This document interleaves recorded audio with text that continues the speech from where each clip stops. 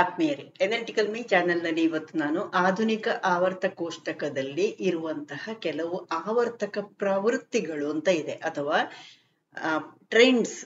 ಇದನ್ನು ನಾವು ಡೀಟೇಲ್ ಆಗಿ ನೋಡುವ. ನಾನು ಟ್ರೆಂಡ್ಸ್ ಅನ್ನು ಮೊದಲು ಹೇಳ್ತೇನೆ ಯಾವ ರೀತಿ ಅಂತ. ಅನಂತರ ನಾನು ಎಸ್ ಬ್ಲಾಕ್, ಪಿ ಬ್ಲಾಕ್ ಇವುಗಳ ಬಗ್ಗೆ ಅವುಗಳ ವಿಶೇಷತೆಗಳನ್ನೆಲ್ಲ ಹೇಳ್ತಾ ಹೋಗ್ತೇನೆ. ನಿಮಗೆ ವಿಡಿಯೋ ಸ್ವಲ್ಪ ಲಾಂಗ್ ಆಯ್ತು ಅಂತ ಅನ್ನಿಸ್ಬೋದು, ಆದ್ರೆ ಖಂಡಿತವಾಗಿ ಇದು ಬಹಳ ಪ್ರಮುಖವಾದಂತಹ ಎಲ್ಲ ಅಂಶಗಳನ್ನು ಒಳಗೊಂಡಿರುವಂತಹ ವಿಡಿಯೋ. ಹಾಗಾಗಿ ನೀವು ನಿಮ್ಮ ಫ್ರೆಂಡ್ಸಿಗೂ ಶೇರ್ ಮಾಡಿ, ಲೈಕ್ ಮಾಡಿ. ನೀವು ಟೀಚರ್ಸ್ ಆಗೋವರಿಗಂತೂ ಇದರ ಬಗ್ಗೆ ಡೀಟೇಲ್ ಆಗಿ ನಿಮಗೆ ಗೊತ್ತಿರಲೇಬೇಕು. ಯಾಕಂದ್ರೆ ಇದು ತುಂಬಾ ಕಂಪಲ್ಸರಿಯಾಗಿ ಎಲ್ಲ ಟೆಕ್ಸ್ಟ್ ಬುಕ್ಗಳಲ್ಲಿ ಇದು ಖಂಡಿತವಾಗಿ ಇರ್ತದೆ. ಹೈಸ್ಕೂಲ್ ಅಲ್ಲಿ ಇರ್ತದೆ, PUC ಲೆವೆಲಿಗೂ ಹೋಗಿರ್ತದೆ. ಹಾಗಾಗಿ ಅದರ ಬಗ್ಗೆ ಅಂದ್ರೆ ಈ ಆವರ್ತ ಕೋಷ್ಟಕ ಅನ್ನೋದು ನಾವು ರಸಾಯನಶಾಸ್ತ್ರ ಕಲಿಬೇಕಿದ್ರೆ ನಮಗೆ 100% ಗೊತ್ತಿರಬೇಕಾದಂತಹ ವಿಷಯ. ಹಾಗಾಗಿ ನಾನು ಇದನ್ನು ತುಂಬಾ ಡೀಟೇಲ್ ಆಗಿ ತಗೊಂಡಿದ್ದೇನೆ. ಇದರಲ್ಲಿ ಅಯನೈಸೇಷನ್ ಎನರ್ಜಿ ಯಾವ ರೀತಿ ಆವರ್ತ ಕೋಷ್ಟಕದಲ್ಲಿ ಇರುತ್ತದೆ, ಅನಂತರ ಇಲೆಕ್ಟ್ರಾನ್ ಎಫಿನಿಟಿ ಇದು ಹೇಗೆ ಕಂಬ ಸಾಲುಗಳಲ್ಲಿ ಮತ್ತು ಅಡ್ಡ ಸಾಲುಗಳಲ್ಲಿ ಯಾವ ರೀತಿ ವೇರಿಯೇಷನ್ ಇದೆ, ಇವುಗಳ ಬಗ್ಗೆ ಎಲ್ಲ ಡೀಟೇಲ್ಸ್ ಕೊಡ್ತೇನೆ. ನಾನು ಎಲ್ಲಾ ಟ್ರೆಂಡ್ಸ್ ಗಳ ಬಗ್ಗೆ ನಾನು ಹೇಳಲಿಕ್ಕೆ ಪ್ರಯತ್ನ ಪಟ್ಟಿದ್ದೇನೆ. ಖಂಡಿತವಾಗಿ ನೀವು ಫ್ರೆಂಡ್ಸಿಗೆ ಶೇರ್ ಮಾಡಿಕೊಂಡು ಚೆನ್ನಾಗಿ ಸ್ಟಡಿ ಮಾಡಿ. ಓಕೆ, ಒಂದೊಂದಾಗಿ ನೋಡ್ತಾ ಹೋಗುವ. ನೀವು ನಿಮಗೆ ನೆನಪಿಟ್ಕೊಳ್ಬೇಕು ಅಂದ್ರೆ ಈ ತರದಲ್ಲಿ ಒಂದು ಚಾರ್ಟಿನ ತರದಲ್ಲಿ ಒಂದು ಮಾಡ್ಕೊಳ್ಬಹುದು. ಅಯನೈಸೇಷನ್ ಎನರ್ಜಿ ಆವರ್ತ ಕೋಷ್ಟಕದಲ್ಲಿ ಅಡ್ಡಕ್ಕೆ ಹೋಗ್ತದೆ, ಅಂದ್ರೆ ಒಂದು ಬದಿಯಿಂದ ಎಡದಿಂದ ಬಲಕ್ಕೆ ಹೋಗುವಾಗ ಹೆಚ್ಚಾಗ್ತಾ ಹೋಗುವಂಥದ್ದು, ಕೆಳಗಿನಿಂದ ಮೇಲಕ್ಕೆ ಹೋದ ಹಾಗೆ ಹೆಚ್ಚಾಗುವಂಥದ್ದು, ಅಟಾಮಿಕ್ ರೇಡಿಯಸ್ ಮೇಲಿಂದ ಕೆಳಗೆ ಬರುವಾಗ ಕಡಿಮೆ ಆಗುದು, ಅನಂತರ ಜಾಸ್ತಿ ಇರುವಂತದ್ದು ಬಲದಿಂದ ಎಡಕ್ಕೆ ಬರುವಾಗ. ಈ ರೀತಿಯಾದಂತಹ ಒಂದು ಚಾರ್ಟ್ ಅನ್ನು ನೀವು ರೆಡ್ ಮಾರ್ಕ್ ಅಥವಾ ಕಲರ್ ಇದರಲ್ಲಿ ಹಾಕೊಂಡ್ರೆ ನಿಮಗೆ ನೆನಪಿಟ್ಕೊಳ್ಳಿಕ್ಕೆ ಕೂಡ ಈಸಿ ಆಗ್ತದೆ. ಅದಕ್ಕೆ ಇದನ್ನು ತೋರಿಸ್ತಾ ಇರೋದು. ಓಕೆ, ಒಂದೊಂದಾಗಿ ನೋಡುವ. ವ್ಯಾಲೆನ್ಸಿ ತುಂಬಾ ಇಂಪಾರ್ಟೆಂಟ್ ಆಗಿರುವಂತದ್ದು ನಮಗೆ ರಸಾಯನಶಾಸ್ತ್ರದಲ್ಲಿ. ಪರಮಾಣುವಿನ ಅಥವಾ ಇವುಗಳ ವ್ಯಾಲೆನ್ಸಿ ಅಲ್ವಾ, ಧಾತುವಿನ ವ್ಯಾಲೆನ್ಸಿ ತುಂಬಾ ಇಂಪಾರ್ಟೆಂಟ್. ಯಾಕೆ ವ್ಯಾಲೆನ್ಸಿ ಅಂದ್ರೆ ಅದು ಇನ್ನೊಂದು ಪರಮಾಣುವಿನ ಜೊತೆಗೆ ಸೇರಿಕೊಂಡು ಒಂದು ಹೊಸ ಸಂಯುಕ್ತ ಉಂಟು ಆಗ್ಲಿಕ್ಕೆ ಬೇಕಾದಂತಹ ಒಂದು ಸಾಮರ್ಥ್ಯ ಪರಮಾಣುವಿನದ್ದು ಅಲ್ವಾ. Valency is the measure of the combining capacity of atoms R molecules. ಹಾಗಾಗಿ ಇದು ತುಂಬಾ ಇಂಪಾರ್ಟೆಂಟ್ ಆಗಿರುವಂತಹ ವಿಷಯ. ಅಂದ್ರೆ ಪರಮಾಣು ಅಥವಾ ಅಣುಗಳು ಇನ್ನೊಂದು ಪರಮಾಣುವಿನ ಜೊತೆಗೆ ಅಥವಾ ಇನ್ನೊಂದು ಧಾತುವಿನ ಪರಮಾಣುವಿನ ಜೊತೆಗೆ ಸೇರಿಕೊಳ್ಳುವಂತಹ ಒಂದು ಸಂಯೋಗ ಆಗುವಂತಹ ಒಂದು ಸಾಮರ್ಥ್ಯವನ್ನು ನಾವು ವ್ಯಾಲೆನ್ಸಿ ಅಥವಾ ಸಂಯೋಗ ಸಾಮರ್ಥ್ಯ ಅಂತ ಕರೆಯುವಂಥದ್ದು. ಈ ಆವರ್ತ ಕೋಷ್ಟಕದಲ್ಲಿ ನೀವು ಊಹನೆ ಮಾಡಿಕೊಳ್ಬಹುದು, ಅಷ್ಟು ಚೆನ್ನಾಗಿ ಅಲ್ಲಿ ಜೋಡಿಸಲ್ಪಟ್ಟಿದೆ ಅದು. ಅಂದ್ರೆ ಇಲೆಕ್ಟ್ರಾನ್ಗಳ ಅಲ್ಲಿ ಬ್ಲಾಕ್ಗಳಿದೆಯಲ್ಲ, ಆ ಬ್ಲಾಕ್ಗಳಿಗೆ ಸಂಬಂಧಪಟ್ಟ ಹಾಗೆ ಅಲ್ಲಿ ಯಾವ ಕಾಲಮ್ನಲ್ಲಿ ಯಾವ ಧಾತುವನ್ನು ಸೂಚಿಸಿದೆ ಅಂತ ನೋಡಿಕೊಂಡು ನೀವು ಅಲ್ಲಿಯೇ ಅದರ ವ್ಯಾಲೆನ್ಸಿಯನ್ನು ಊಹಿಸಬಹುದು. ಅಂದ್ರೆ ನಾವು ಒಂದು ಅವಧಿ ಅಥವಾ ಒಂದು ಆವರ್ತದಲ್ಲಿ ಪೀರಿಯಡ್ ಅಲ್ಲಿ ನಾವು ಎಡದಿಂದ ಬಲಕ್ಕೆ ಹೋದ ಹಾಗೆ ಮೊದಲು ವ್ಯಾಲೆನ್ಸಿ ಹೆಚ್ಚಾಗ್ತದೆ, ಅನಂತರ ಕಡಿಮೆ ಆಗ್ತಾ ಹೋಗ್ತದೆ. ಅಂದ್ರೆ ಒಂದು ವರ್ಗದಲ್ಲಿ ಮಾತ್ರ ಅದುವೇ ಆಗಿರ್ತದೆ. ವರ್ಗದಲ್ಲಿ ಅಂದ್ರೆ ಮೇಲಿನಿಂದ ಕೆಳಕ್ಕೆ ಸೇಮ್ ಇರ್ತದೆ. ಫಾರ್ ಎಕ್ಸಾಂಪಲ್ ಫಸ್ಟ್ ಗ್ರೂಪ್ ಅಲ್ಲಿ ಮೇಲಿನಿಂದ ಕೆಳಗೆ ತನಕ ಅದರ ವ್ಯಾಲೆನ್ಸಿ ಒಂದೇ ಆಗಿರ್ತದೆ. ಆದ್ರೆ ಆವರ್ತದಲ್ಲಿ ಪೀರಿಯಡ್ ಅಲ್ಲಿ ಎಡದಿಂದ ಬಲಕ್ಕೆ ಹೋದ ಹಾಗೆ ಮೊದಲು ಹೆಚ್ಚಾಗ್ತದೆ, ಅನಂತರ ಕಡಿಮೆ ಆಗ್ತದೆ. ಇದು ನಿಮಗೆ ಮಲ್ಟಿಪಲ್ ಚಾಯ್ಸಿಗೆ ಕೇಳಬಹುದಾದ ಪ್ರಶ್ನೆ. Okay, valency first increases and then decreases as we go from left to right in the period. Okay, but remains the same in a group. ಮೇಲಿನಿಂದ ಕೆಳಗೆ ತನಕ ಒಂದೇ ರೀತಿ ಇರ್ತದೆ ವ್ಯಾಲೆನ್ಸಿ, ಮರಿಬೇಡಿ. ನೆಕ್ಸ್ಟ್, ಅಟಾಮಿಕ್ ಸೈಜ್, ಪರಮಾಣುವಿನ ಗಾತ್ರ ಹೇಗಿರ್ತದೆ ಅಂದ್ರೆ ಪರಮಾಣುವಿನ ಗಾತ್ರವನ್ನು ನಿರ್ಧರಿಸುವುದು ಯಾವುದಾದ್ರ ತ್ರಿಜ್ಯ ಅಲ್ವಾ. ಅಂದ್ರೆ ಪರಮಾಣುವಿನ ಬೀಜ ಕೇಂದ್ರದಿಂದ ಅತ್ಯಂತ ಹೊರಗಿನ ವ್ಯಾಲೆನ್ಸ್ ಇಲೆಕ್ಟ್ರಾನಿನ ತನಕ, ಶೆಲ್ಲಿನ ತನಕ ಅಥವಾ ಕವಚದ ತನಕ ಇರುವಂತಹ ಒಂದು ಅಂತರವನ್ನು ನಾವೇನಂತ ಕರೆಯುವುದು, ಪರಮಾಣು ತ್ರಿಜ್ಯ ಅಂತ ಕರಿತೇವೆ. ಹಾಗಾಗಿ ಪರಮಾಣು ತ್ರಿಜ್ಯ ಮತ್ತು ಪರಮಾಣು ಗಾತ್ರಕ್ಕೆ ಒಂದೇ ಅಲ್ವಾ. ಪರಮಾಣು ತ್ರಿಜ್ಯ ಕಡಿಮೆ ಇದ್ರೆ ಗಾತ್ರ ಕಡಿಮೆ, ಈ ರೀತಿ. ಓಕೆ, ನಾವು ಪರಮಾಣು ಗಾತ್ರವನ್ನು ಹೇಗೆ ಲೆಕ್ಕ ಹಾಕುತ್ತೇವೆ ಅಂತ ಕೂಡ ಕೇಳ್ಬೋದು. ನ್ಯೂಕ್ಲಿಯಸ್ಸಿನ ಮಧ್ಯಭಾಗ ಮತ್ತು ಅದರ ಹೊರಗಿನ ಕವಚದ ನಡುವಿನ ಅಂತರ, ಇದನ್ನು ನಾವೇನಂತ ಕರೆಯುವುದು, ಪರಮಾಣು ಗಾತ್ರ. ಟೋಟಲ್ ಆಗಿ ಅದರ ಗಾತ್ರ ಅಂತ ಹೇಳ್ತೇವೆ, ಅಥವಾ ತ್ರಿಜ್ಯ, ಯಾವ ರೀತಿ ಬೇಕಿದ್ರು ನೀವು ತಗೊಳ್ಬಹುದು. Okay, atomic size is the distance between the centre of the nucleus of an atom and it's outer most shell.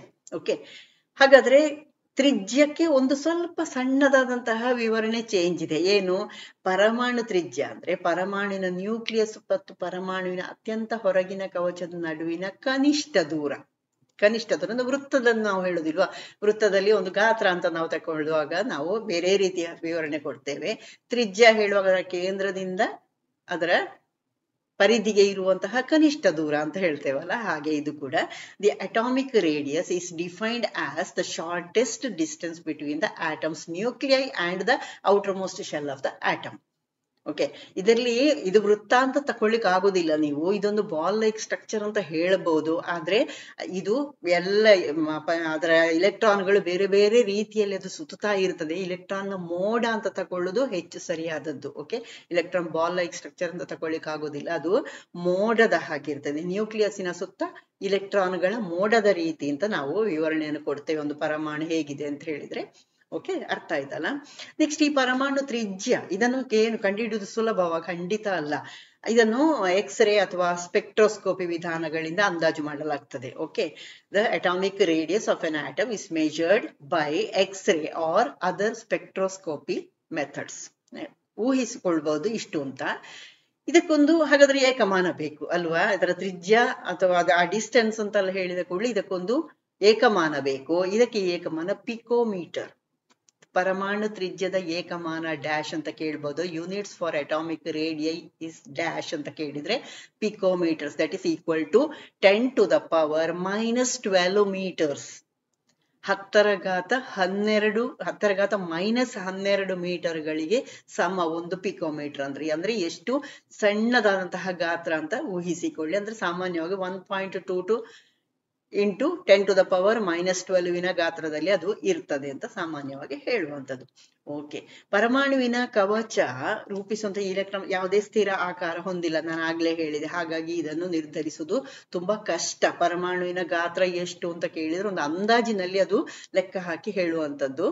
ಪ್ರತ್ಯೇಕವಾಗಿ ಪರಮಾಣುವಿನ ಗಾತ್ರವನ್ನು ನಿರ್ಧರಿಸ್ಲಿಕ್ಕೆ ಆಗುದಿಲ್ಲ, ಯಾಕಂದ್ರೆ ಇಲೆಕ್ಟ್ರಾನ್ಗಳು ಸದಾ ಚಲನೆಯಲ್ಲಿರ್ತದೆ. ಅದು ಮೋಡದಂತಹ ರಚನೆ, ಅದು ನೆನಪಿಟ್ಕೊಳ್ಬೇಕಾದದ್ದು. ಕೆಲವೊಂದ್ಸತಿ ಕೇಳ್ಬೋದು ಯಾಕೆ ಅದರ ತ್ರಿಜ್ಯವನ್ನು ನಿಖರವಾಗಿ ಅಳಿಲಿಕ್ಕೆ ಆಗೋದಿಲ್ಲ ಅಂತ ಕೇಳಿದ್ರೆ, the electron cloud farming the shell of an atom does not have any fixed shape which makes it difficult to determine the atomic size of an atom. So we can say that practically we cannot determine the size of an individual atom anta. Okay, next ಈ ಪರಮಾಣುಗಳ ವಿದ್ಯುದಂಶ ಯಾವ ರೀತಿ ಅಂತ ಕೇಳಬಹುದು, ಅಥವಾ ಪರಮಾಣುಗಳ ವಿದ್ಯುದಂಶದ ಆಧಾರದಲ್ಲಿ ಅಥವಾ ಅದರ ಶಕ್ತಿಯ ಮಟ್ಟ, ಚೈತನ್ಯ ಮಟ್ಟಗಳೆಲ್ಲ ಇದೆಯಲ್ಲ, ಅದು ಇದನ್ನೆಲ್ಲ ಗಮನಿಸಿಕೊಂಡು ಅಥವಾ ಕನ್ಸಿಡರ್ ಮಾಡಿಕೊಂಡು ಪರಮಾಣು ತ್ರಿಜ್ಯ ಆವರ್ತ ಕೋಷ್ಟಕದಲ್ಲಿ ಯಾವ ರೀತಿ ಬದಲಾಗುತ್ತದೆ ಅದನ್ನು ಕೂಡ ವಿವರಿಸ್ತದೆ. Okay, atomic radii of an element vary in the atomic period in a fixed pattern. We can explain this trend by considering the nuclear charge and energy level. ಅಂದ್ರೆ ನಿಮಗೆ ಕ್ವಶನ್ ಹೇಗೆ ಕೇಳ್ಬೋದು, how we can consider the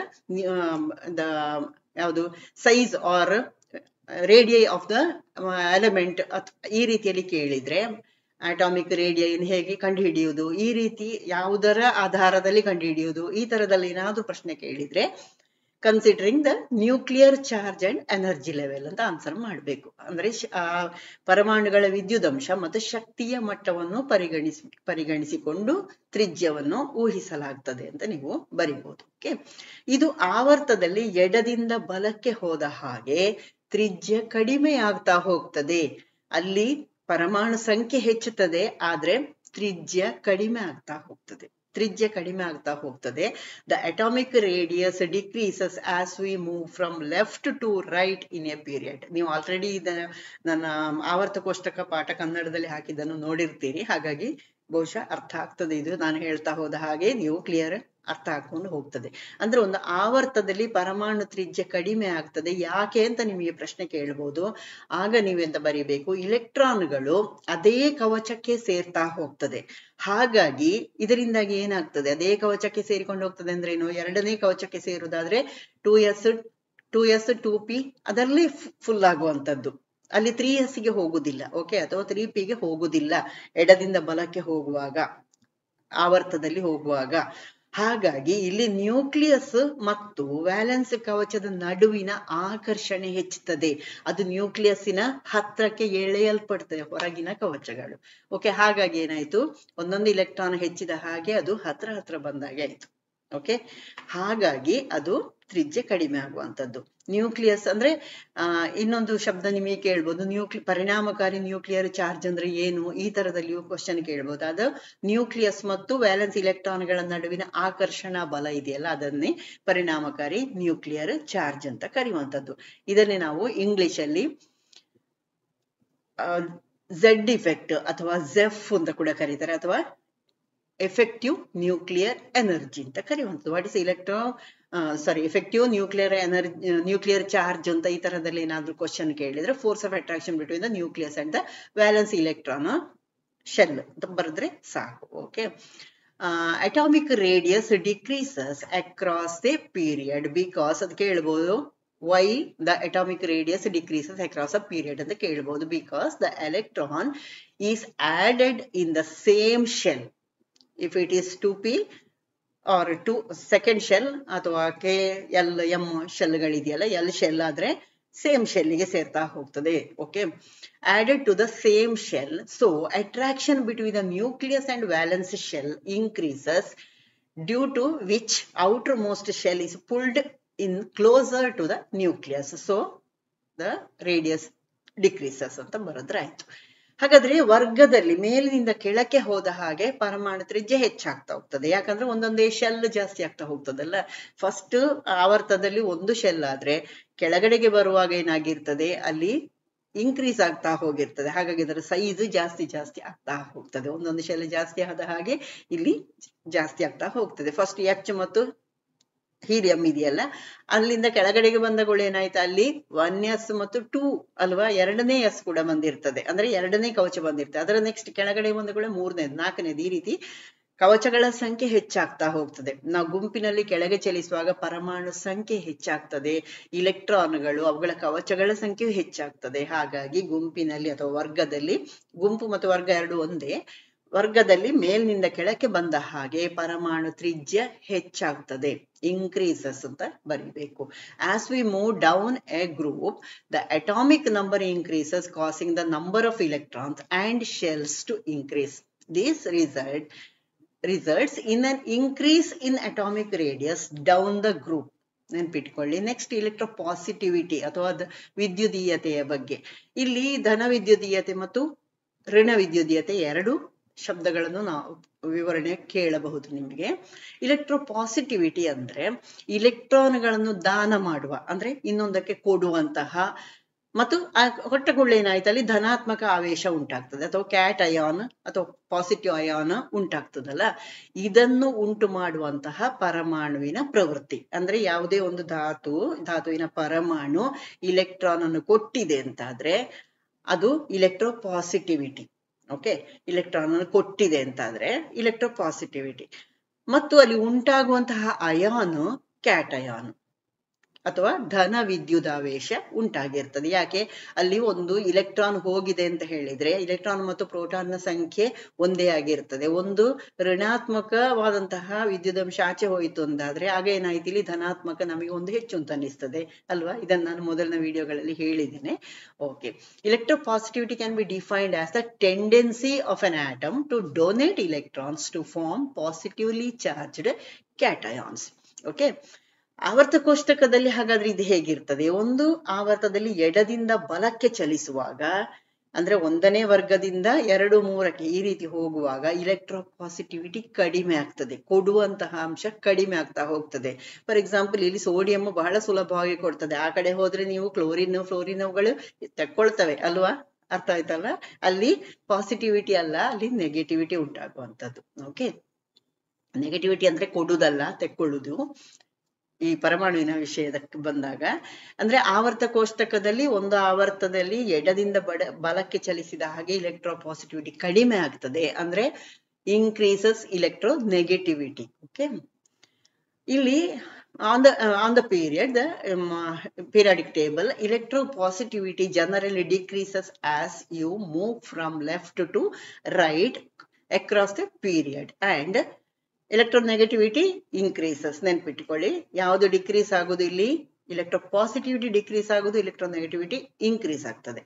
ಈಗ ಗುಂಪಿನಲ್ಲಿ ಕೆಳಗೆ ಬರುವಾಗ ಹಾಗಾದ್ರೆ electropositivity ಹೆಚ್ಚಾಗ್ತದೆ ಮತ್ತು electronegativity ಅಥವಾ ಋಣ ವಿದ್ಯುದೀಯತೆ ಅಂತ ಹೇಳುವಂಥದ್ದು ಕಡಿಮೆ ಆಗ್ತಾ ಹೋಗ್ತದೆ.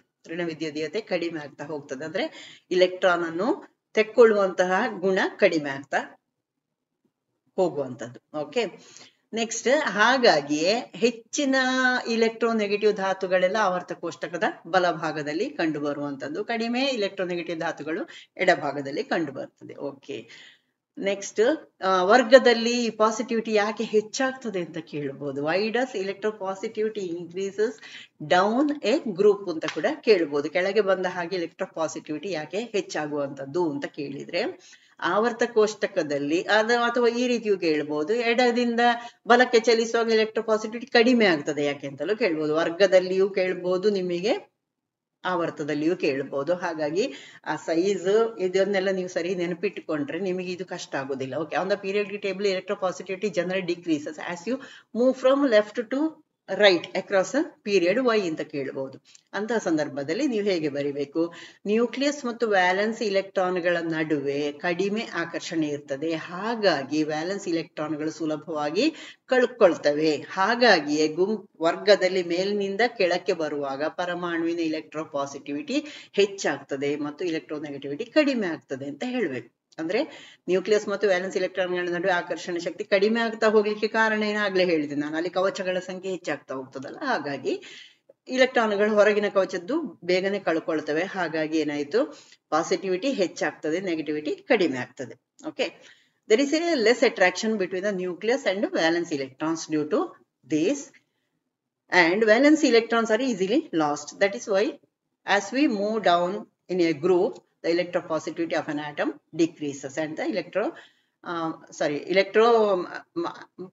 negativity of atom decreases and electropositivity increases. Okay, ಇನ್ನು ಅಯಾನೀಕರಣ ಶಕ್ತಿ ಅಥವಾ ಅಯನೈಸೇಷನ್ ಎನರ್ಜಿ, ಇದು ಕೂಡ ತುಂಬಾ ಇಂಪಾರ್ಟೆಂಟ್ ಆಗಿರುವಂತದ್ದು. ಈ ಅಯನೈಸೇಷನ್ ಎನರ್ಜಿ ಅಂದ್ರೆ ಒಂದು ತಟಸ್ಥವಾಗಿರುವಂತಹ ಅನಿಲ ತಕೊಂಡಿದ್ದೀರಿ ಅಂತ ಇಟ್ಕೊಳ್ಳಿ, ಅದರಿಂದ ಅತ್ಯಂತ ಸುಲಭವಾಗಿ ಇಲೆಕ್ಟ್ರಾನ್ ಅಥವಾ ವ್ಯಾಲೆನ್ಸ್ ಇಲೆಕ್ಟ್ರಾನ್ ಇರ್ತದಲ್ಲ ಅತ್ಯಂತ ಹೊರಗಿನ ಕವಚದಲ್ಲಿ, ಅದನ್ನು ತೆಗೆದು ಹಾಕ್ಲಿಕ್ಕೆ ಅಂದ್ರೆ ಅದು ಹೊರಗಡೆಗೆ ಹೋಗ್ಲಿಕ್ಕೆ ಬೇಕಾದಂತಹ ಕನಿಷ್ಠ ಪ್ರಮಾಣದ ಶಕ್ತಿ. ಕನಿಷ್ಠ ಅಂದ್ರೆ ಇದೆಲ್ಲ ಯಾವುದಕ್ಕೆ ಸಂಬಂಧಪಡ್ತದೆ ಹೇಳಿ, ಎರಡು ಧಾತುಗಳನ್ನು ಒಟ್ಟು ಸೇರಿಸಿ ಅವು ಸಂಯುಕ್ತ ಉಂಟು ಮಾಡುವಾಗ ಯಾವುದು ಬೇಗನೆ ಕಳ್ಕೊಂಡಿತ್ತು, ಅಲ್ಲಿ ಎಷ್ಟು ಶಕ್ತಿ ನಷ್ಟ ಆಯಿತು, ಈ ತರದ್ದೆಲ್ಲ ನಾವು ಲೆಕ್ಕಾಚಾರ ಮಾಡುವಾಗ ಎಲ್ಲವೂ ಇದು ತುಂಬಾ ಇಂಪಾರ್ಟೆಂಟ್ ಆಗಿ ಬೇಕಾಗುತ್ತಾ, ಅಥವಾ ಅದಕ್ಕೆ ಎಷ್ಟು ಶಾಖ ಕೊಡ್ಬೇಕಾಗ್ತದೆ, ಎಷ್ಟು ಶಕ್ತಿ ಕೊಡ್ಬೇಕಾಗ್ತದೆ ಸಂಯುಕ್ತ ಆಗ್ಲಿಕ್ಕೆ, ಅದನ್ನೆಲ್ಲ ನೋಡ್ಬೇಕಿದ್ರೆ ಇಂಥದೆಲ್ಲ ವಿಷಯಗಳು ಗೊತ್ತಿರ್ಬೇಕು. ಓಕೆ, ಅಂದ್ರೆ ಅಯನೈಸೇಷನ್ ಎನರ್ಜಿ ಅಂದ್ರೆ ಏನಾಯ್ತು ಹಾಗಾದ್ರೆ, ಒಂದು ಅಥವಾ ಇದಕ್ಕೆ ಕನ್ನಡದಲ್ಲಿ ಅಯಾನೀಕರಣ ಶಕ್ತಿ ಅಂತ ಕರಿತೇವೆ.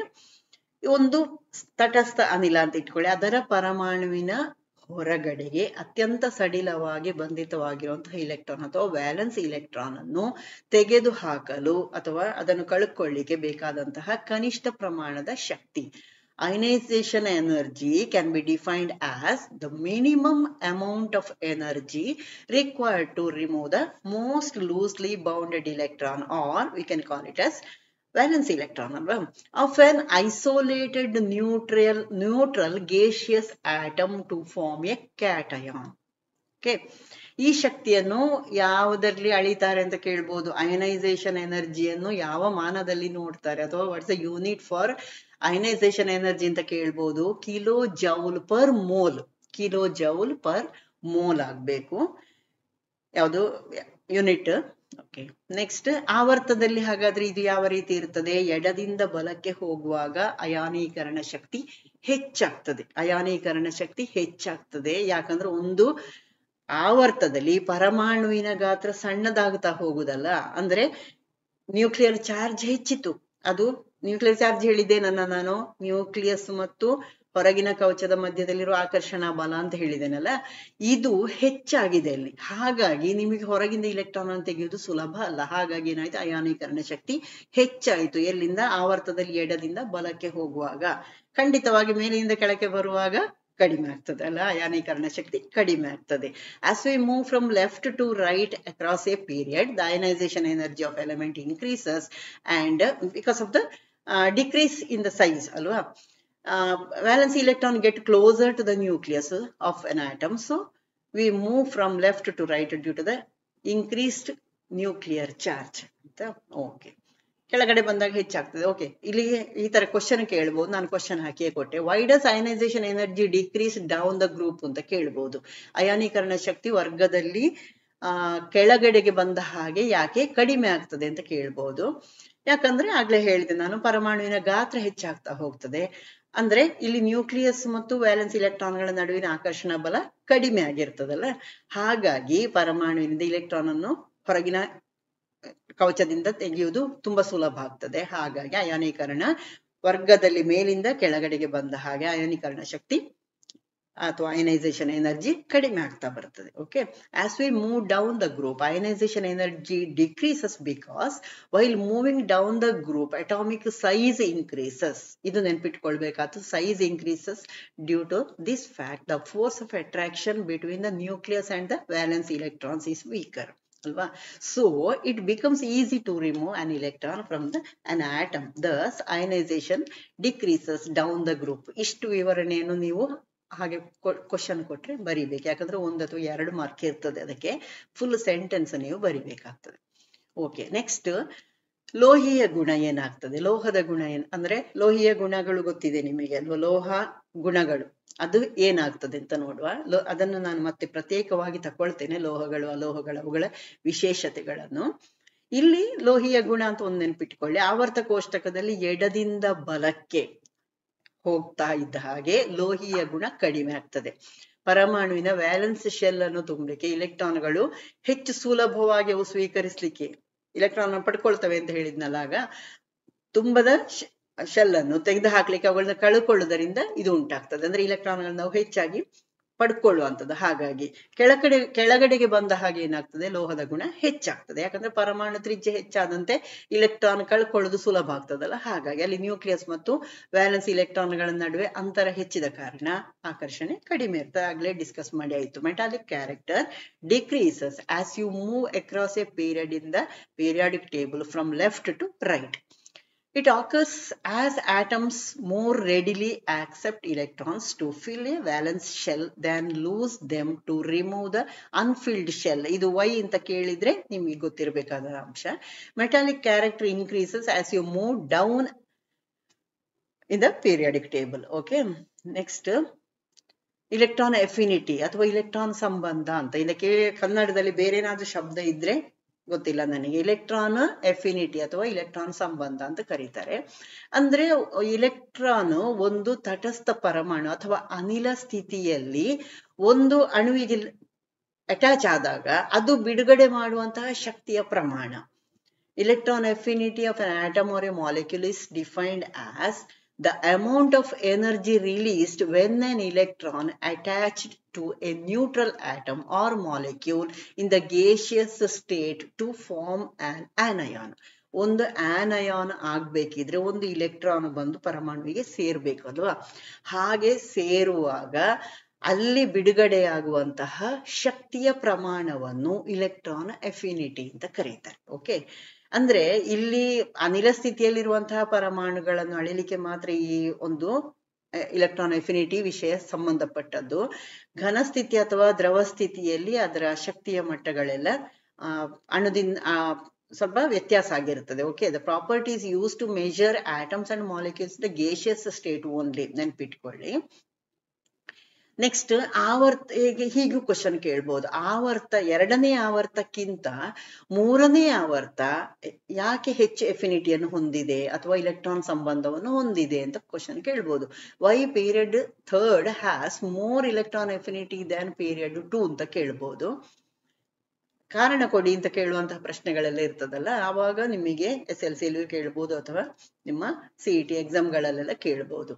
ಇಲೆಕ್ಟ್ರಾನ್ ಎಫಿನಿಟಿ ಅಥವಾ ಇಲೆಕ್ಟ್ರಾನ್ ಸಂಬಂಧ ಹೇಳುವಂಥದ್ದು ಮೂರನೇ ಆವರ್ತದಲ್ಲಿ ಎರಡನೇ ಆವರ್ತಕ್ಕಿಂತ ಜಾಸ್ತಿ ಆಗಿರ್ತದೆ. ಯಾಕಂದ್ರೆ ಎರಡನೇ ಆವರ್ತ ಧಾತುಗಳು ಹೆಚ್ಚಿನ ಇಲೆಕ್ಟ್ರಾನ್ ಸಾಂದ್ರತೆಯ ಕಾರಣದಿಂದಾಗಿ ಅವುಗಳ ಹೊರಗಿನ ಶೆಲ್ಲಿನಲ್ಲಿ ಇಲೆಕ್ಟ್ರಾನ್ ಅನ್ನು ಸೇರಿಸಲಿಕ್ಕೆ ಕಷ್ಟ ಆಗ್ತದೆ.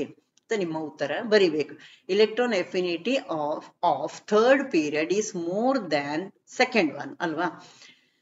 This is due to the high electron density of second period element, which makes it difficult the addition of electron in its outermost shell. ಅಂದ್ರೆ ಎರಡನೆಯದಲ್ಲಿ ಇರುವಕ್ಕಿಂತ ಇಲೆಕ್ಟ್ರಾನ್ಗಳ ಸಂಖ್ಯೆ ಮೂರನೆಯದಲ್ಲಿ ಜಾಸ್ತಿ ಇರ್ತದೆ ಹೊರಗಿನ ಕವಚದಲ್ಲಿ, ಹಾಗಾಗಿ ಅಂತ ಅಷ್ಟೇ. ಅಂದ್ರೆ ಬೇಕಿದ್ರೆ ಒಂದು ಇದನ್ನು ಎಕ್ಸಾಂಪಲ್ ಕೊಡ್ತೇನೆ ನಾನು. ಲೀಥಿಯಂ ಸೆಕೆಂಡ್ ಪೀರಿಯಡ್ ಅಲ್ಲಿ ಫಸ್ಟ್ ಇನದ್ದು ಲೀಥಿಯಂ, ಇದರಲ್ಲಿರುವಂತಹ ಕವಚ ಇಲೆಕ್ಟ್ರಾನ್ ವಿನ್ಯಾಸ ಹೇಗಿರ್ತದೆ, 1s2 1s2 2s1 ಅಲ್ಲಿಂದ ಎಲ್ಲಿಯ ತನಕ ಇದೆ, ನಿಯಾನ್ ತನಕ ತಕೊಳ್ಳುವ. ಇದನ್ನು ಯಾವುದು ನಿಯಾನ್ ಅಲ್ಲಿ ಎಷ್ಟು 1s2 2s2 2p6 ಅಷ್ಟೇ ಇರುವುದು. ಅಂದ್ರೆ ಔಟರ್ ಮೋಸ್ಟ್ ಅಲ್ಲಿ ಎಷ್ಟಾಯ್ತು, 6 2 8 ಅಲ್ವಾ. ಹಾಗೆ ನೆಕ್ಸ್ಟ್ ಇದಕ್ಕೆ ಬರುವ ನೆಕ್ಸ್ಟ್ ಪೀರಿಯಡ್ಗೆ ಬರುವ ಅಲ್ಲಿ ನೋಡ್ಕೊಳ್ಳಿ, ಸೋಡಿಯಂನಿಂದ ಸ್ಟಾರ್ಟ್ ಆಗಿರ್ತದೆ ಅಲ್ವಾ. ಸೋಡಿಯಂನದು 1s2 2s2 2p6 3s1, ಇಲ್ಲಿ ಥರ್ಡ್ ಆರ್ಬಿಟ್ ಕೂಡ ಸೇರಿದೆ ಅಲ್ಲಿ ಅಲ್ವಾ, ಮೂರನೇ ಕವಚ ಕೂಡ ಸೇರಿದೆ ಅಲ್ಲಿ.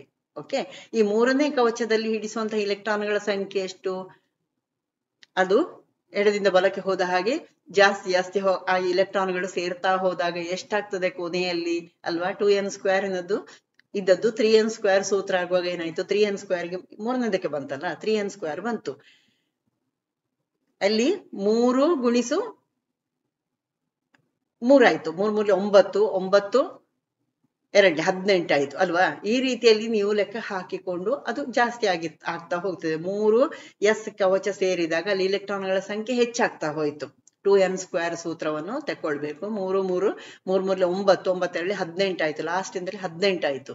ಇಲ್ಲಿ ಎರಡನೇದಲ್ಲಿ ಎಷ್ಟು, 2 ಗುಣಿಸು 2 ಸ್ಕ್ವೇರ್ 2 4 4 8, ಅಂದ್ರೆ 2s 2p ಅಲ್ಲಿ ಒಟ್ಟಿಗೆ 8 ಇರುದು. ಓಕೆ, 3s 3pಗೆ ಬರುವಾಗ ಏನಾಯ್ತು, 3s 3pಗೆ ಬಂದ ಕೂಡಲೇ ನಿಮಗಲ್ಲಿ ಸಂಖ್ಯೆ ಜಾಸ್ತಿ ಆಗ್ತದೆ. ಹಾಗಾಗಿ ಇಲ್ಲಿ ನೆಕ್ಸ್ಟ್ ಇಲೆಕ್ಟ್ರಾನ್ ಸಂಬಂಧವು ಸಾಮಾನ್ಯವಾಗಿ ಧಾತುಗಳ ಗುಂಪಿನ ಕೆಳಗೆ ಕಡಿಮೆ ಆಗ್ತಾ ಹೋಗ್ತದೆ. ಯಾಕಂದ್ರೆ ಪ್ರತಿ ಪರಮಾಣು ಅದರ ಮೇಲಿನ ಪರಮಾಣುವಿಗಿಂತ ದೊಡ್ಡದಿದೆ ಅಲ್ವಾ. ಹಾಗಾಗಿ ಇದರ ಅರ್ಥ ಚಿಕ್ಕ ಪರಮಾಣುವಿನಲ್ಲಿ ಅದರ ಸ್ಥಾನದೊಂದಿಗೆ ಹೋಲಿಸಿದ್ರೆ ಹೆಚ್ಚುವರಿ ಇಲೆಕ್ಟ್ರಾನ್ ಪರಮಾಣುವಿನ ನ್ಯೂಕ್ಲಿಯಸ್ ಇಂದ ದೂರದಲ್ಲಿದೆ. ಕ್ಲಿಯರ್ ಆಯ್ತಲ್ಲ ಈಗ ಎಫಿನಿಟಿಯದ್ದು. Electron affinity generally decreases down a group of element because each atom is larger than the atom above. Clear?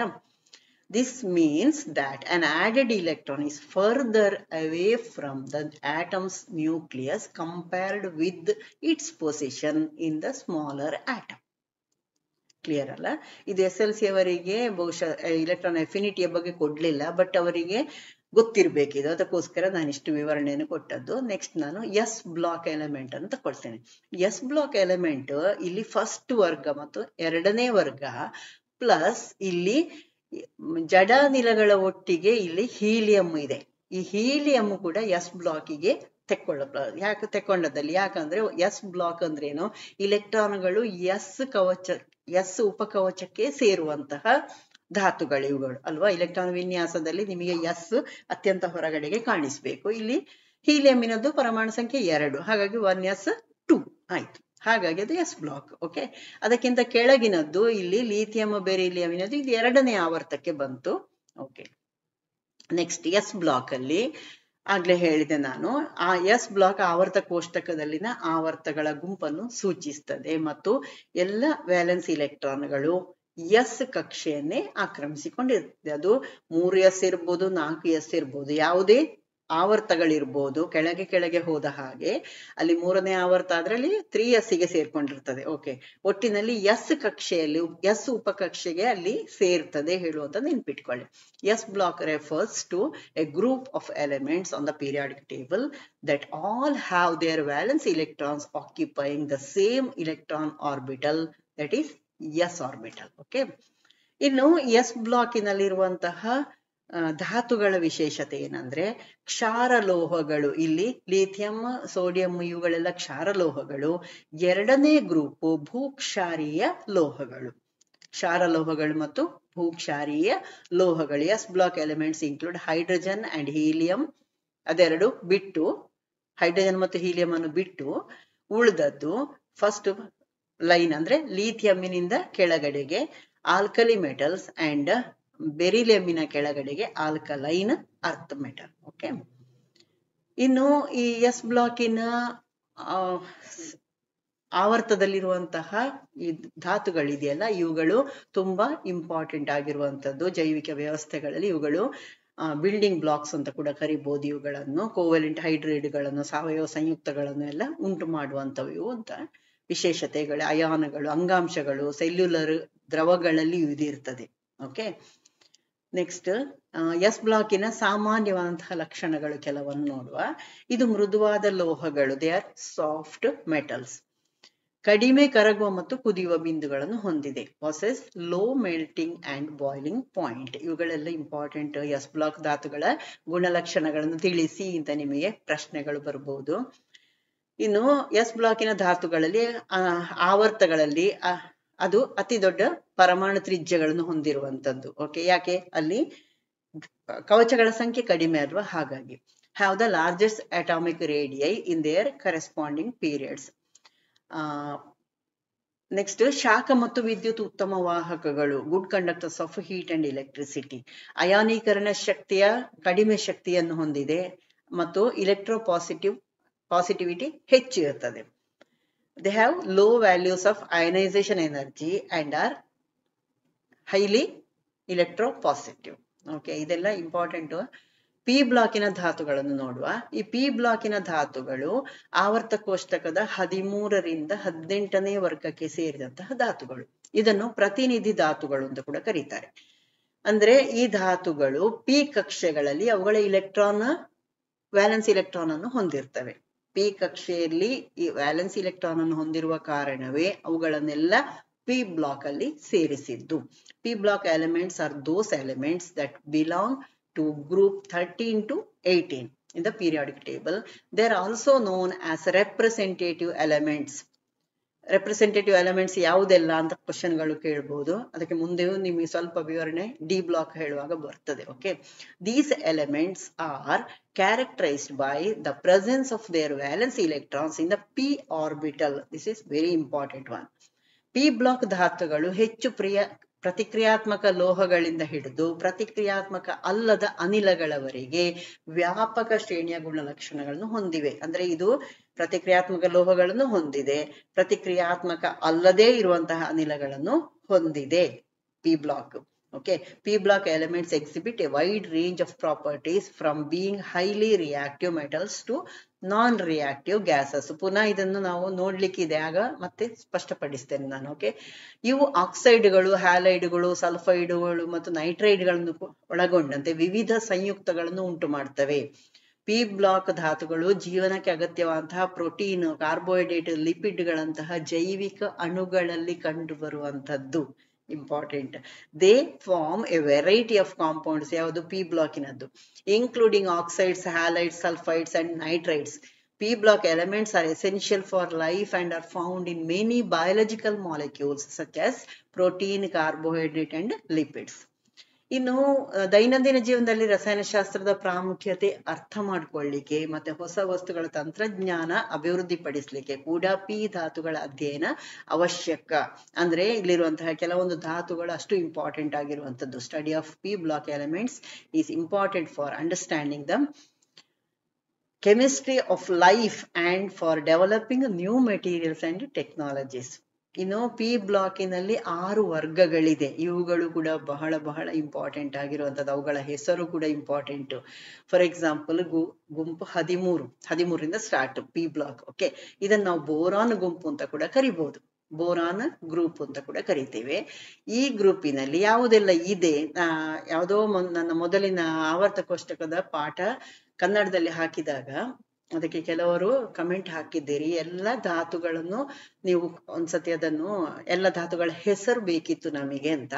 ಇದರಲ್ಲಿ ಈ ಪಾಠದಲ್ಲಿ ನಾನು ಹೇಳ್ತಾ ಹೋಗ್ತಾ ಇದ್ದೇನೆ. ಓಕೆ, ಗುಂಪಿನಲ್ಲಿ ಬೋರಾನ್ ಇದೆ, ಅಲ್ಯೂಮಿನಿಯಂ ಇದೆ, ಗೇಲಿಯಂ ಇದೆ, ಇಂಡಿಯಂ ಇದೆ, ಥ್ಯಾಲಿಯಂ ಇದೆ. ಓಕೆ, ಈ ಧಾತುಗಳು ತಮ್ಮ ಅತ್ಯಂತ ಹೊರಗಿನ ಕವಚ ಪಿ ಆರ್ಬಿಟಲಿನಲ್ಲಿ 3 ವ್ಯಾಲೆನ್ಸಿ ಇಲೆಕ್ಟ್ರಾನ್ ಅನ್ನು ಹೊಂದಿರ್ತವೆ. ಯಾವುದು? ಗುಂಪು 13ರಲ್ಲಿ ಪಿ ಆರ್ಬಿಟಲ್ನ 3 valency. Okay, these elements have 3 valency electrons in their outermost P orbital. ಇದು ಲೋಹಾಭ. ಯಾವುದು? ಬೋರಾನ್ ಫಸ್ಟಿನದ್ದು ಇದೆಯಲ್ಲ ಅದು ಮೆಟಲಾಯ್ಡ್, ಉಳಿದದೆಲ್ಲ ಲೋಹಗಳು, ಉಳಿದದೆಲ್ಲ ಲೋಹಗಳು. ಇದು ಕೆಳಗೆ ಕೆಳಗೆ ಹೇಳ್ತಾ ಇರೋದು ನಾನು. ನೆಕ್ಸ್ಟ್ ಅಂದ್ರೆ ಇಲ್ಲಿ ಲೋಹಾಭ ಅಂದ್ರೆ ಏನು ಅಥವಾ ಮೆಟಲಾಯ್ಡ್ ಅಂದ್ರೆ ಏನು ಅಂತ ಕೂಡ ನಿಮಗೆ ಖಂಡಿತ ಕ್ವಶನ್ ಬರ್ತದೆ. SLC ಅವರಿಗೂ ಬರ್ತದೆ ಇದು. ಲೋಹಾಭಗಳು ಹೇಳಿದ್ರೆ ಲೋಹ ಮತ್ತು ಅಲೋಹ ಎರಡರ ನಡುವಿನ ಗುಣಲಕ್ಷಣವನ್ನು ಹೊಂದಿರುವಂತದ್ದು ಅಥವಾ ಅವುಗಳೆರಡರ ಲಕ್ಷಣವನ್ನು ಹೊಂದಿರುವಂತಹ ಧಾತುಗಳು ಅಂತ. Okay, metalloid is an element that possesses a properties of in between metals and non metals. Mixture ಎರಡರದ್ದು ಮಿಕ್ಸ್ಡ್ ಕ್ಯಾರೆಕ್ಟರ್ಸ್ ಅನ್ನು ತೋರಿಸ್ತದೆ. Okay, in which therefore hard to classify as either a metal or a non metal. ಅದು metal non metal ಅಂತ ಹೇಳಲಿಕ್ಕೆ ಸ್ವಲ್ಪ ಕಷ್ಟ ಆಗುದು ಅದಕ್ಕೆ. ಯಾವುದೆಲ್ಲ ಲೋಹಾಭಗಳು ಇದೆ ಅಂತ ಕೂಡ ಕೇಳಬಹುದು. ಬೋರಾನ್, ಜರ್ಮೇನಿಯಂ, ಸಿಲಿಕಾನ್, ಇದು ಪಿ ಬ್ಲಾಕ್ ಅಂತ ಅಲ್ಲ ನಾನು ಹೇಳ್ತಾ ಇರೋದು, ಒಟ್ಟಿನಲ್ಲಿ boron, germanium, silicon, antimony, arsenic, tellurium ಮತ್ತು ಪೊಲೋನಿಯಂ ಇವುಗಳಿಷ್ಟು ಲೋಹಾಭಗಳಿಗೆ ಉದಾಹರಣೆಗಳು. ಲೋಹಾಭಗಳಿಗೆ ಎಕ್ಸಾಂಪಲ್ಸ್ ಯಾವುದು ಅಂತ ಕೇಳಿದ್ರೆ boron, germanium, silicon, antimony, arsenic, tellurium, polonium 7. Okay, ಇವುಗಳು ಈ ಪಿ ಬ್ಲಾಕಿನ ವಿಶೇಷತೆ ಇನ್ನೊಂದೇನು ಅಂದ್ರೆ ಕೋವೆಲೆನ್ಸಿಯ ಸಂಯುಕ್ತಗಳನ್ನು ಉಂಟು ಮಾಡುತ್ತವೆ ಮತ್ತು ಲೆವಿಸ್ ಆಮ್ಲೀಯತೆಗೆ ಹೆಸರುವಾಸಿಯಾಗಿದೆ ಅಂತ ಹೇಳ್ತಾರೆ. ಈ ಲೆವಿಸ್ ಆಮ್ಲೀಯತೆ ಹೇಳುವಂತದ್ದು ಏನಂದ್ರೆ ಇದು ಇಲೆಕ್ಟ್ರಾನ್ಗಳನ್ನು ಸ್ವೀಕರಿಸುವಂತಹ ಸಂಯುಕ್ತಗಳು ಅಂತ ಅಷ್ಟೇ. Lewis acid is A compound that can accept A pair of electrons ಅಂತ ಅಷ್ಟೇ ಎಕ್ಸ್ಪ್ಲನೇಷನ್ ಅದಕ್ಕೆ. ಓಕೆ, ನೆಕ್ಸ್ಟ್ ಅಲ್ಯೂಮಿನಿಯಂ ಅನ್ನು ಕ್ಯಾನ್ಗಳಲ್ಲಿ, ಫಾಯಿಲ್ಗಳಲ್ಲಿ, ನಿರ್ಮಾಣ ಸಾಮಗ್ರಿಗಳಲ್ಲಿ ಇದೆಯಲ್ಲ, ಕನ್ಸ್ಟ್ರಕ್ಷನ್ ಮೆಟೀರಿಯಲ್ಸ್ ಇವುಗಳಲ್ಲೆಲ್ಲ ಯೂಸ್ ಮಾಡ್ತಾರೆ. ನೆಕ್ಸ್ಟ್ ಕಾರ್ಬನ್ ಗುಂಪು ನೋಡುವ, 14th ಗುಂಪು. Okay, this group consist of ಇದು ಯಾವುದನ್ನೆಲ್ಲ ಹೊಂದಿರ್ತದೆ ಫಸ್ಟ್ ನೋಡುವ. Carbon, silicon, germanium, tin, lead ಮೇಲಿನಿಂದ ಕೆಳಗಡೆ. ಓಕೆ, ಇಲ್ಲಿಗೆ ಬಂದಾಗ ಏನಾಯ್ತು, ಇವುಗಳ ಅತ್ಯಂತ ಹೊರಗಿನ ಪಿ ಆರ್ಬಿಟಲ್ ನಲ್ಲಿ 4 ವ್ಯಾಲೆನ್ಸಿ ಇಲೆಕ್ಟ್ರಾನ್ಗಳನ್ನು ಹೊಂದಿರ್ತವೆ. 4 ವ್ಯಾಲೆನ್ಸಿ ಇಲೆಕ್ಟ್ರಾನ್ಗಳನ್ನು ಹೊಂದಿದೆ ಇವುಗಳು. ಇನ್ನು ಇದರಲ್ಲಿ ಕಾರ್ಬನ್ ಅಲೋಹ, ಓಕೆ, ನಾನ್ ಮೆಟಲ್. ಸಿಲಿಕಾನ್ ಮತ್ತು ಜರ್ಮೇನಿಯಂಗಳು ಆಗ್ಲೇ ಹೇಳಿದೆ ನಾನು, ಆಕ್ಚುಲಿ ಮೆಟಲಾಯ್ಡ್, ಅದನ್ನು ಮೆಟಲಾಯ್ಡ್. ಓಕೆ, ನೆಕ್ಸ್ಟ್ ತವರ ಮತ್ತು ಸೀಸ ಇವುಗಳೆರಡು ಕೂಡ ಮೆಟಲ್ಸ್. ಓಕೆ, ಕಾರ್ಬನ್ ಗುಂಪಿನ ಧಾತುಗಳ ಒಂದು ವಿಶೇಷತೆ ಏನು ಅಂತ ಕೇಳಬಹುದು ಅಥವಾ ಅವುಗಳ ಬಗ್ಗೆ ಬರೆಯಿರಿ ಅಂತ ಕೇಳಬಹುದು. ಆಗ ಕಾರ್ಬನ್ ಅಲೋಹ, ಸಿಲಿಕಾನ್ ಮತ್ತು ಜರ್ಮೇನಿಯಂ ಅದರ ಕೆಳಗಡೆ ಇರುವಂತದ್ದು ಅವುಗಳು ಮೆಟಲಾಯ್ಡ್ಗಳು ಅಥವಾ ಲೋಹಾಭಗಳು. ಇನ್ನು ತವರ ಮತ್ತು ಸೀಸ ಲೋಹಗಳು ಅಂತ ಬರಿಬೇಕು ನೀವು. ಓಕೆ, ಇನ್ನು ಈ ಕಾರ್ಬನ್ ಇನ್ನ ಯಾಕೆ ಬೇಕು, ಇದು back bone of organic molecules ಅಲ್ವಾ. ಇದು ಲೈಫಿಗೆ ಬೇಕೇ ಬೇಕಾದದ್ದು. ಸಾವಯವ ಸಂಯುಕ್ತಗಳು ಉಂಟಾಗುವಂತದ್ದೇ ಕಾರ್ಬನ್ ಪರಮಾಣು ಇದ್ರೆ ಅಲ್ವಾ. ಕಂಪ್ಯೂಟರ್ ಚಿಪ್ಸ್, ಸೌರಕೋಶ ತಯಾರಿಸಲಿಕ್ಕೆ ಸಿಲಿಕಾನ್ ಅನ್ನು ಸೆಮಿ ಕಂಡಕ್ಟರ್ ನಲ್ಲಿ ಬಳಸ್ತಾರೆ. ಇವುಗಳು ಕೂಡ ನೆನಪಿಟ್ಕೊಳ್ಬೇಕಾದ್ದು. ಇನ್ನು ನೈಟ್ರೋಜನ್ ಗುಂಪು. ಈ ನೈಟ್ರೋಜನ್ ಗುಂಪಿನಲ್ಲಿ this includes nitrogen, phosphorus, arsenic, antimony and bismuth. ಯಾವುದೆಲ್ಲ ನೈಟ್ರೋಜನ್ ಗುಂಪು ವರ್ಗದಲ್ಲಿ ಇರುವಂತದ್ದು ಮೇಲಿಂದ ಕೆಳಗಡೆಗೆ nitrogen, phosphorus, arsenic, antimony, bismuth. They have 5 valence electrons in their outer most orbitals. Okay, ಇನ್ನು ಸಾರಜನಕ, ಅಲೋಹ, ರಂಜಕ ಮತ್ತು ಆರ್ಸೆನಿಕ್ಗಳು ಮೆಟಲಾಯ್ಡ್ಗಳು, ಆಂಟಿಮನಿ ಮತ್ತು ಬಿಸ್ಮತ್ ಲೋಹಗಳು. ಓಕೆ, ಇನ್ನು ಸಾರಜನಕ ಸಸ್ಯಗಳ ಬೆಳವಣಿಗೆಗೆ ತುಂಬಾ ಅವಶ್ಯ ಮತ್ತು ಪ್ರೋಟೀನ್, ನ್ಯೂಕ್ಲಿಯಿಕ್ ಆಮ್ಲಗಳು ಸಾರಜನಕದಿಂದಲೇ ಆಗಿರುವಂತದ್ದಲ್ವಾ. It is essential for the growth and is component of protein and nucleic acids ಅಲ್ವಾ. ರಂಜಕ ನಮ್ಮ ದೇಹಕ್ಕೆ ಮೂಳೆ, ಹಲ್ಲು ಇವುಗಳ ಬೆಳವಣಿಗೆಗೆ ಬೇಕು, ಬೋನ್ಸ್ ಮತ್ತು ಟೀನ್ಸ್ಗೆ, ಮತ್ತೆ ಇಟ್ ಇಸ್ ವೆರಿ ಇಂಪಾರ್ಟೆಂಟ್ ಯಾವುದು, ರಂಜಕ. ಇನ್ನು ಗ್ರೂಪ್ 16 ಅಥವಾ ಆಮ್ಲಜನಕ ಗುಂಪು ಅಲ್ವಾ. ಈ ಗ್ರೂಪ್ 16 ಇದರಲ್ಲಿ ಯಾವುದೆಲ್ಲ ಇದೆ, ಆಕ್ಸಿಜನ್, ಸಲ್ಫರ್, ಸೆಲೆನಿಯಂ, ಟೆಲ್ಯೂರಿಯಂ ಮತ್ತು ಪೊಲೋನಿಯಂ. ಇವುಗಳು ತಮ್ಮ ಹೊರಗಿನ ಪಿ ಆರ್ಬಿಟಲ್ ನಲ್ಲಿ 6 ವ್ಯಾಲೆನ್ಸ್ ಇಲೆಕ್ಟ್ರಾನ್ ಅನ್ನು ಹೊಂದಿರ್ತವೆ. ಇವುಗಳದ್ದೆಲ್ಲ ವಿಶೇಷತೆಗಳನ್ನೆಲ್ಲ ನಾನು ಕಳೆದ ವಿಡಿಯೋದಲ್ಲಿ ಹೇಳಿದ್ದೇನೆ. ಅವುಗಳಿಗೆ ಬೇರೆ ಹೆಸರುಗಳು ಇದೆ, ಅದನ್ನೆಲ್ಲ ಕಳೆದ ವಿಡಿಯೋದಲ್ಲಿ ಹೇಳಿದ್ದೇನೆ. ಖಂಡಿತವಾಗಿ ಕಳೆದ ವಿಡಿಯೋವನ್ನು ನೋಡದೇ ಇದ್ದವರು ತುಂಬಾ ಮಿಸ್ ಮಾಡ್ಕೊಳ್ತೀರಿ. ಅದರಲ್ಲಿ ತುಂಬಾ ಇಂಪಾರ್ಟೆಂಟ್ ಆಗಿರುವಂತಹ ಕ್ವಶನ್ಸ್ ಕೂಡ ಬರ್ತದೆ. ಓಕೆ, ಇಲ್ಲಿ 16ನೇ ಗುಂಪು ಅಥವಾ ಆಕ್ಸಿಜನ್ ಗುಂಪಲ್ಲಿ ಅತ್ಯಂತ ಹೊರಗಿನ ಪಿ ಆರ್ಬಿಟಲ್ ನಲ್ಲಿ 6 ವ್ಯಾಲೆನ್ಸ್ ಇಲೆಕ್ಟ್ರಾನ್ ಇರ್ತದೆ. 6 ವ್ಯಾಲೆನ್ಸ್ ಇಲೆಕ್ಟ್ರಾನ್ಗಳು ಇರ್ತದೆ ಅಂದ್ರೆ ಏನು, ಅದು ಉದಾಹರಣೆಗೆ CaO ಉಂಟಾಗುವಾಗ CA ಇಲ್ಲಿ 2 ಇಲೆಕ್ಟ್ರಾನ್ ಅನ್ನು ಪಡ್ಕೊಳ್ಳುವುದಾ ಕಳ್ಕೊಳ್ಳುವುದಾ, ನಾನು ಮೊದಲನೇ ವಿಡಿಯೋದಲ್ಲಿ ಹೇಳಿದ್ದೇನೆ 4ಕ್ಕಿಂತ ಹೆಚ್ಚು ವ್ಯಾಲೆನ್ಸ್ ಇಲೆಕ್ಟ್ರಾನ್ಗಳಿದ್ರೆ ಅವು ಪಡ್ಕೊಳ್ಳಿಕ್ಕೆ ಪ್ರಯತ್ನಿಸ್ತವೆ ಹೇಳಿದ್ದೇನೆ ನಾನು. ಹಾಗಾಗಿ H2O ಆಗುವಾಗ ಅದು ಜಲಜನಕದಿಂದ ಪಡ್ಕೊಳ್ಳಿಕ್ಕೆ ಮಾಡ್ತದೆ, CaO ಆಗುವಾಗ ಕ್ಯಾಲ್ಸಿಯಂನಿಂದ ಪಡ್ಕೊಳ್ತದೆ. ಓಕೆ, ಅದ್ ನೆನ್ಪಿಟ್ಟುಕೊಳ್ಳಿ. ಅದಕ್ಕೆ ನಾನು ಹೇಳಿದ್ದು ಹಿಂದಿನ ವಿಡಿಯೋಗಳನ್ನು ನೋಡ್ಕೊಳ್ಬೇಕು ಅಂತ. ವ್ಯಾಲೆನ್ಸ್ 6 ವ್ಯಾಲೆನ್ಸ್ ಹೇಳಿದ್ರೆ 6 ಕೂಡ ಅಲ್ಲಿ ಕೊಡ್ಲಿಕ್ಕೆ ಇರುವಂತದ್ದಲ್ಲ, ಬಾಕಿ ಇದ್ದದನ್ನು ಪಡ್ಕೊಳ್ತದೆ ಅದು. ಓಕೆ, ಇಂಥದೆಲ್ಲ ನೆನ್ಪಿಟ್ಕೊಳ್ಬೇಕು. They have 6 valence electrons in their outermost p orbital. ಇದು ಆಮ್ಲಜನಕ ಅಲೋಹ, ಸಲ್ಫರ್ ಮತ್ತು ಸೆಲೆನಿಯಂಗಳು ಮೆಟಲಾಯ್ಡ್ಗಳು, ಇನ್ನು ಟೆಲ್ಯೂರಿಯಂ ಮತ್ತು ಪೊಲೋನಿಯಂ ಲೋಹಗಳು. ಈ ಧಾತುಗಳು ಇವುಗಳ ಬಗ್ಗೆ ಎಲ್ಲ ನಾನು ಕಳೆದ ವಿಡಿಯೋದಲ್ಲಿ ಹೇಳಿದ್ದೇನೆ. ನೆಕ್ಸ್ಟ್, ಇದು ಉಸಿರಾಟಕ್ಕೆ, ಆಮ್ಲಜನಕ ಉಸಿರಾಟಕ್ಕೆ ಅತ್ಯಂತ ಅವಶ್ಯಕವಾಗಿ ಬೇಕಾದದ್ದು ಮತ್ತು ಭೂಮಿಯ ಹೊರಪದರದಲ್ಲಿ ಅತ್ಯಂತ ಹೇರಳವಾಗಿರುವಂತಹ ಒಂದು ಧಾತು ಕೂಡ. ಇನ್ನು ಸಲ್ಫರ್ ಇನ್ನು ಜೈವಿಕ ಪ್ರಕ್ರಿಯೆಗಳಲ್ಲಿ ಅಂದ್ರೆ ಜೀವಿಗಳ ದೇಹದಲ್ಲಿ ಕೂಡ ಸಲ್ಫರ್ ಇರುವಂತದ್ದೇ. ಸಲ್ಫ್ಯೂರಿಕ್ ಆಮ್ಲ ತಯಾರು ಮಾಡಲಿಕ್ಕೆ ಬೇಕು. Sulphur is involved in various biological processes and is used in the production of sulphuric acid also. Next, group 17 ಹ್ಯಾಲೋಜನ್ಗಳು. ಇದರಲ್ಲಿರುವಂತದ್ದು ಯಾವುದೆಲ್ಲ? Fluorine, chlorine, bromine, iodine, astatine. ಇವುಗಳು ಅತ್ಯಂತ ಹೊರಗಿನ ಕವಚದಲ್ಲಿ 7 ವ್ಯಾಲೆನ್ಸಿ ಇಲೆಕ್ಟ್ರಾನ್ಗಳನ್ನು ಹೊಂದಿರ್ತವೆ. ಅತ್ಯಂತ ಹೊರಗಡೆಗೆ 7 ವ್ಯಾಲೆನ್ಸಿ ಇಲೆಕ್ಟ್ರಾನ್ಗಳನ್ನು ಹೊಂದಿವೆ. ಓಕೆ, ಎಲ್ಲ ಹ್ಯಾಲೋಜನ್ಗಳು ಅಲೋಹಗಳು. ಹ್ಯಾಲೋಜನ್ಗಳನ್ನೆಲ್ಲ ಅಲೋಹಗಳ ಗುಂಪಿಗೆ ಸೇರಿಸಿದ್ದು. ಇವು ತುಂಬಾ ಪ್ರತಿಕ್ರಿಯಾತ್ಮಕಗಳು. ಇದರ ಬಗ್ಗೆ ಎಲ್ಲ ನಾನು ಹಿಂದಿನ ವಿಡಿಯೋದಲ್ಲಿ ಹೇಳಿದ್ದೇನೆ. All halogens are non metals and highly reactive. ಅವು ಲೋಹಗಳ ಜೊತೆಗೆ ಲವಣಗಳನ್ನು ಉಂಟು ಮಾಡ್ತವೆ. ಯಾವುದು? ಹ್ಯಾಲೋಜನ್ಗಳ ಒಂದು ವಿಶೇಷತೆ ಏನು ಅಂತ ಕೇಳಿದ್ರೆ ಲೋಹಗಳೊಂದಿಗೆ ಲವಣ ಉಂಟು ಮಾಡ್ತವೆ. ವಿವಿಧ ರಾಸಾಯನಿಕ ಪ್ರಕ್ರಿಯೆಗಳಿಗೆ ಇವು ಅವಶ್ಯಕ ಇದೆ. They form salts and metals and are essential for various chemical processes. For example, chlorine ಇದು ಬ್ಲೀಚಿಂಗ್ ಏಜೆಂಟ್, ನಂತರ ಸೋಂಕು ನಿವಾರಕ, ಡಿಸ್ಇನ್ಫೆಕ್ಟೆಂಟ್ ಎಲ್ಲ ಆಗಿ ಯೂಸ್ ಮಾಡ್ತಾರಲ್ವಾ, ಅದನ್ನು ಹೇಳಿದ್ದು. ಲಾಸ್ಟ್ ಗುಂಪು ಯಾವುದು? 18ನೇದು noble gases ಅಲ್ವಾ.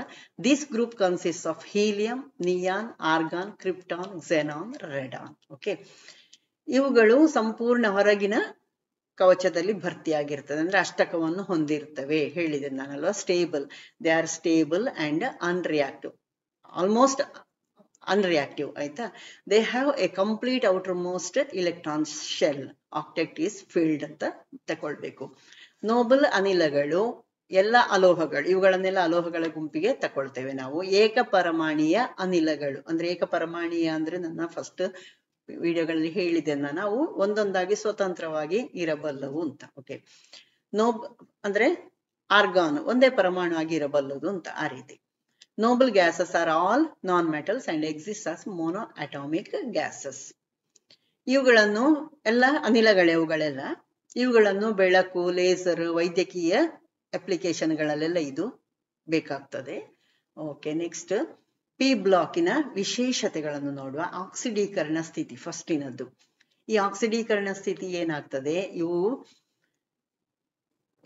ಬಹು ವ್ಯಾಲೆನ್ಸಿ ಇಲೆಕ್ಟ್ರಾನ್ಗಳು ಇವುಗಳಲ್ಲಿ ಹೆಚ್ಚಾಗಿರ್ತವೆ. ಓಕೆ, ಪಿ ಬ್ಲಾಕ್ ಧಾತುಗಳು ವ್ಯಾಪಕ ಶ್ರೇಣಿ ಅಂದ್ರೆ ಬೇರೆ ಬೇರೆ ಶ್ರೇಣಿಯ ಆಕ್ಸಿಡೀಕರಣ ಸ್ಥಿತಿಯನ್ನು ತೋರಿಸ್ತವೆ.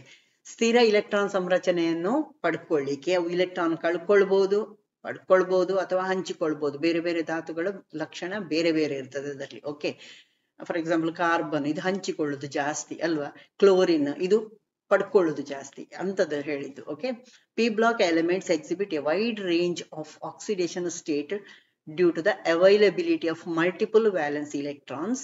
They can lose, gain or share electrons to achieve stable electronic configuration. ಅದು ತುಂಬಾ ವಿಶೇಷ ಈ ಪಿ ಬ್ಲಾಕಿನದ್ದು. ಓಕೆ, ಇನ್ನು ಕೆಮಿಕಲಿ ಇವುಗಳು ರಿಯಾಕ್ಟಿವ್ ಆಗಿರುವಂತದ್ದು. ಹೆಚ್ಚಿನದೆಲ್ಲ ರಿಯಾಕ್ಟಿವ್. ಲಾಸ್ಟ್ ಒಂದು ಯಾವುದು ಜಡ ಅನಿಲಗಳನ್ನು ಬಿಟ್ರೆ ಉಳಿದದೆಲ್ಲ ರಾಸಾಯನಿಕವಾಗಿ ಹೆಚ್ಚು ಪ್ರತಿಕ್ರಿಯಾತ್ಮಕ.